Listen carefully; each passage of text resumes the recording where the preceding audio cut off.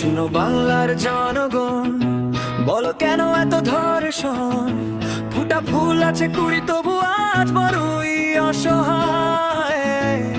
ছি ছি ছি ছি, আমি বলছি এসব কি নির্লজ্জ আজ বেঁধেছে বাসা, বলবো আমি কি এ কোনো বাংলাদেশ?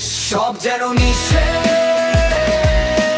বলবো কিছু চলবে প্রহরাবিত নিরুদ্দেশ। সব যেন নিঃশেষ, বলবো কিছু চলবে প্রহরাবিত নিরুদ্দেশ।